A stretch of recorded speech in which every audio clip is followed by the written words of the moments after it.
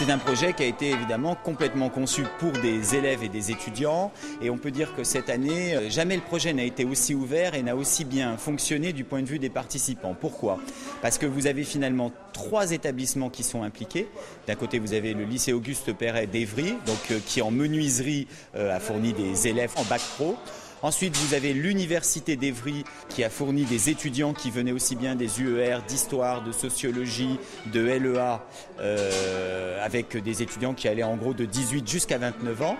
Et puis, vous avez le lycée Robert Doisneau de Corbeil.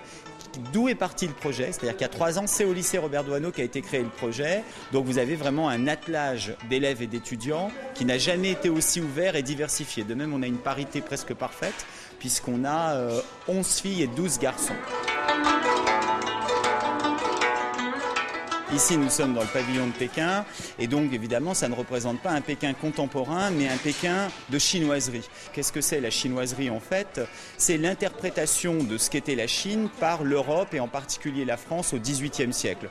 Donc c'était une vision d'abord très idéalisée de la Chine et puis c'était une vision très acclimatée au goût français.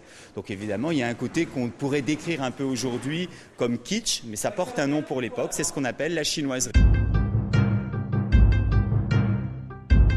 Ici, nous sommes cette fois-ci dans Shanghai avec en fait deux côtés.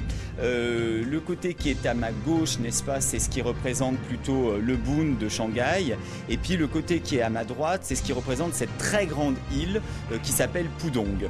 Et ce couloir qui reprend donc Shanghai est censé fonctionner comme un contrepoint par rapport au Pékin des Lumières, au Pékin XVIIIe siècle, pour en fait symboliser le double regard qu'on a eu sur la Chine, puisque les élèves ont étudié la représentation de la Chine dans les œuvres des Lumières au XVIIIe siècle, mais ils se sont aussi rendus en Chine donc en 2011, donc la Chine moderne, et on a pensé que Shanghai était peut-être la ville qui représentait le mieux cette modernité chinoise par l'architecture, etc.